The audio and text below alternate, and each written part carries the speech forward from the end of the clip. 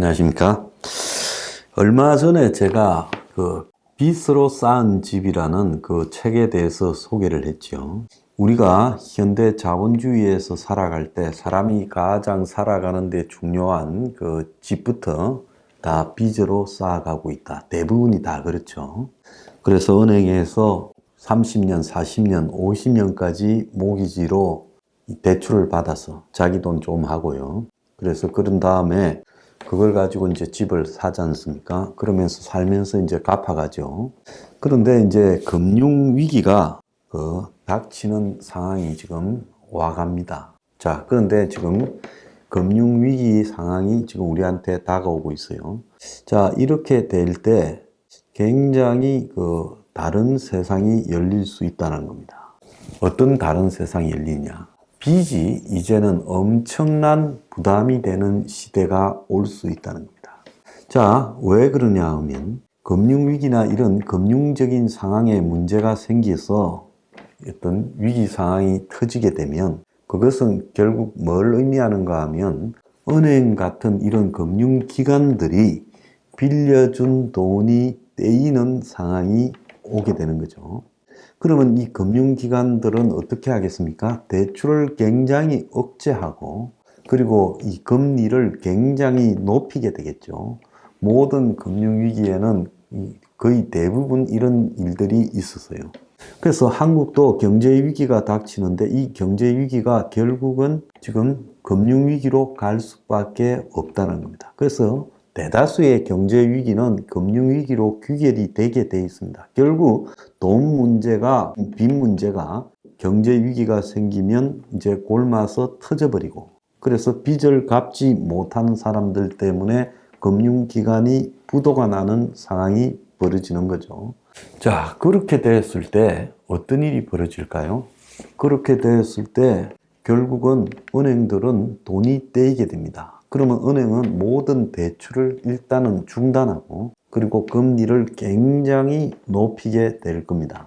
자, 그래서 일단 금융위기가 오게 되면 내가 은행에 빚을 지고 있다고 생각을 하면 이제 그 빚을 차환이나 갈아타거나 이런 리볼빙이나 이런 것들이 불가능해진다는 걸 알아야 되고요.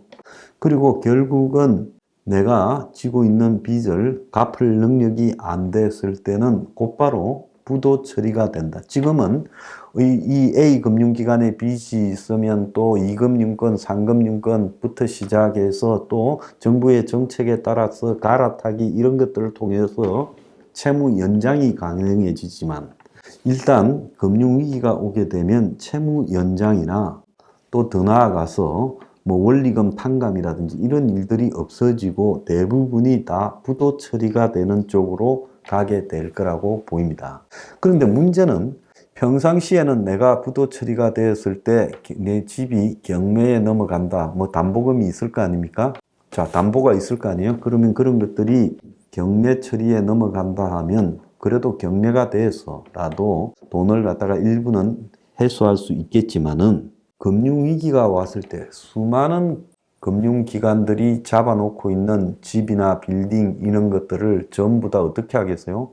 일시에 경매에 넘어올 거예요. 그러면 경매 시장에서는 그걸 소화를 못할 거라고 보고 있습니다. 그리고 그 가격이 평소에는 80%, 90%인데 이제 금융위기가 오게 되면 경매 처리로 되는 비용이 떨이값인 반값이나 30% 이렇게 떨어질 수도 있죠. 그러니까 내 집이 경매에 넘어간다 가게 되면 나는 거기에서 건질 게 하나도 없이 그냥 은행에 키를 주고 집을 넘겨주는 꼴이 될 거다라고 봅니다.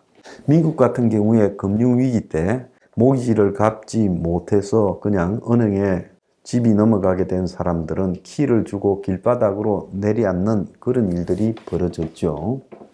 그래서 한국에도 그런 사태가 재발될 수 있다는 겁니다. 그런데 한국에 보면 30년 모기지에 보통 5억을 빌렸다 하면 지금 한 260만 원 이렇게 낼 건데 이 돈이 한 300만 원이 넘어갈 가능성이 있어요.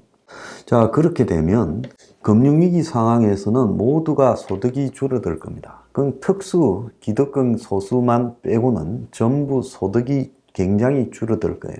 그래서 직장에서 월급이 줄어들기도 할 거고, 또 나아가서 뭐 투잡, 쓰리잡 뛰다가 그런 것들이 다 사라져 버리기도 할 거고, 더 나아가서 부부 둘이 있으면 둘 중에 하나는 직장에서 쫓겨날 수도 있고, 수많은 사람들이 해고나 이런 것들을 당할 거고, 다른 어떤 이 소득들, 근로소득이 아닌 자영업자의 소득도 이 장사들이 잘 안 되니까 자영업자들도 소득이 줄어들 거고, 또 심지어 금융소득까지도 지금 금융위기가 오게 되면 그 외에 주식 등을 통해서 어떤 이런 소득까지도 금융위기가 오게 되면 문제가 될 겁니다.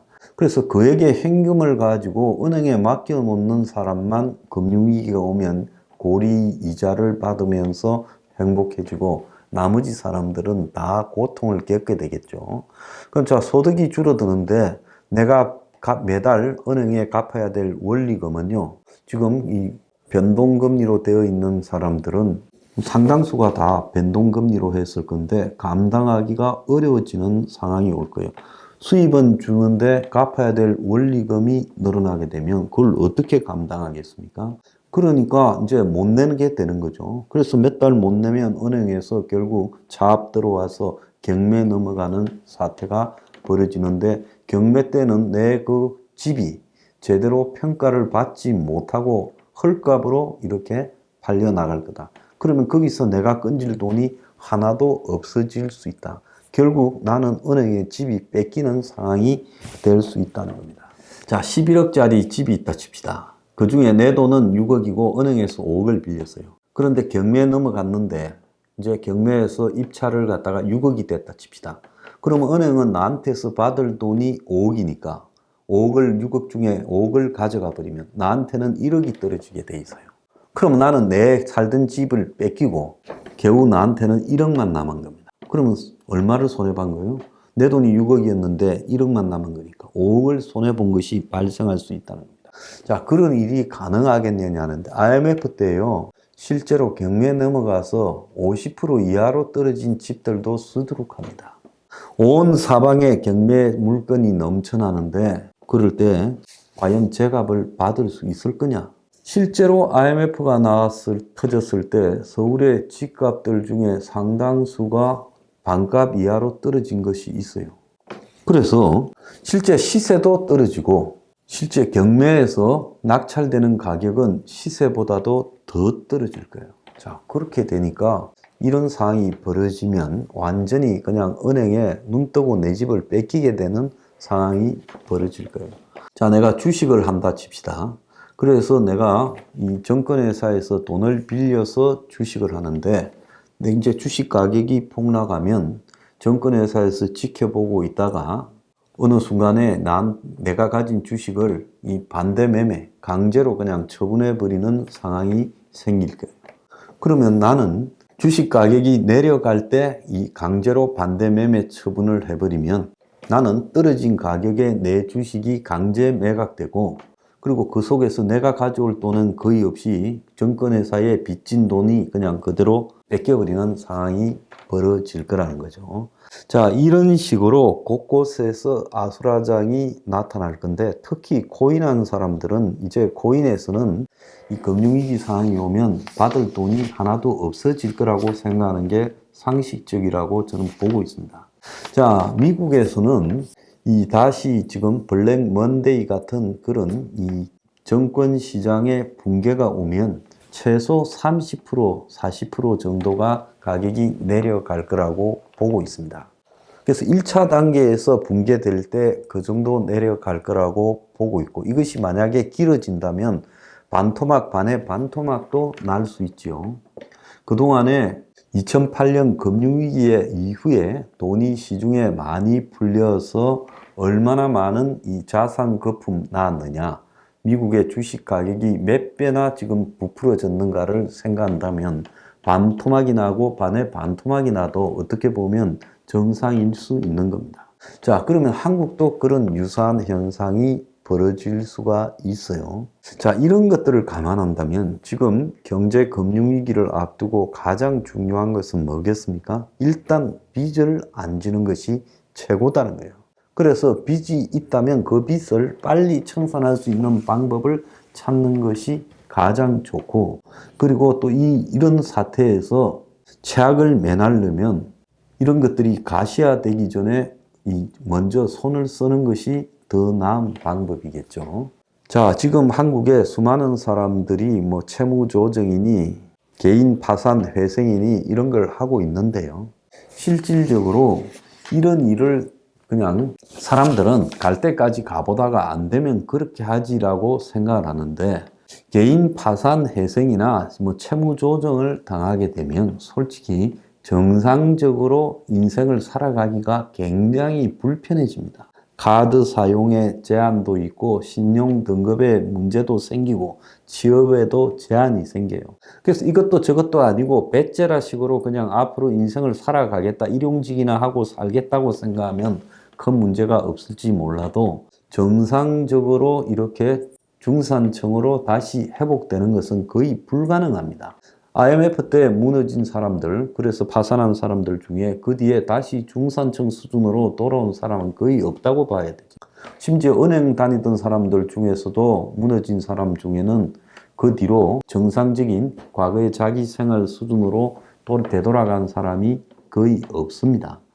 그러니까 뭐 그런 상황이 와서 망하면 그만이고, 그런 상황이 와서 망하게 되면 털어버리고 말지, 이렇게 단순하게 생각할 문제는 아닌 거라는 거죠.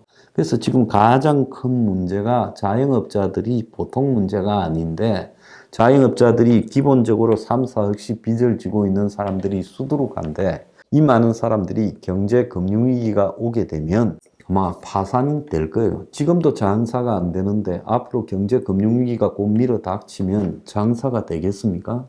그럼 이 사람들이 어떻게 되겠습니까? 빚을 지고 있는 사람들은요, 완전히 이 빈곤층으로 전락할 수 있다는 거죠. 상당히 어렵고 고통스럽더라도 최악의 상황이 닥치기 전에 정리를 해서요, 조금이라도 건져서 다음을 도모하는 것이 낫다는 겁니다. 나중에 상황 논리에 따라서 밀려가 버리면 아무것도 건질 게 없어질 수 있다는 겁니다. 지금 경제위기, 금융위기가 다가오는데 빚을 가지고 있다는 것은, 그것은 곳곳에 시한폭탄을 갖다가 안고 사는 것과 똑같은 겁니다.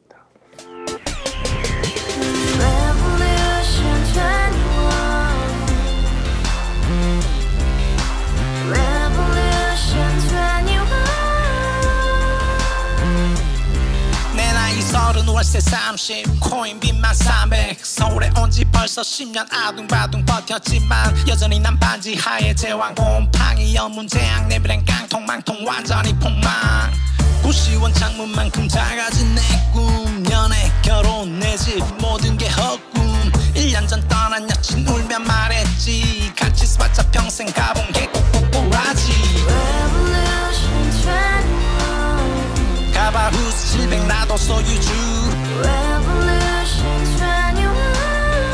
가바후스 700 나의 소유주 택시기사 우라부지 마트캐셔 울어문이 우리 집안 다 털어봤자 후줄 그래 개선민 내 미래 거기서 팍 끝난 거지 빡 더 이상 노력 따윈 괴물이 스펙 찾아서 말리 비오는 날 알바 잘려 맨날 학원 날 개쳐 빨려 밤비 내리는 양화대교 홀로 걷고 있을 때 현수막에 아로 새겨진 평당 700짜리 아파트 다 같이 소리 질러 혁명 21 가바후스 700 나도 소유주 가바후스 700 나의 소유주 We live together in the house, brand new day, and your dream had just begun. Revolution 21, only hope and happiness. 너의 곁에 내가 영원히 함께. 지금까지 정치인들 입만 열면 찝찝찝 개소리 멍멍멍 쳤다 하면 뻥 잘난 부모 만나 잘난 학교 나오면 뭐하나 우동살이 꽉 찬 대가리 깡통 소리 통통 저 푸른 조원이의 그림 같은 집을 짓고 평상 4천 팔면 뭐해 평생 살 수 없는 집 내 미래 내 꿈 희망 퀵 살아나는 집 우리의 미래 혁명 21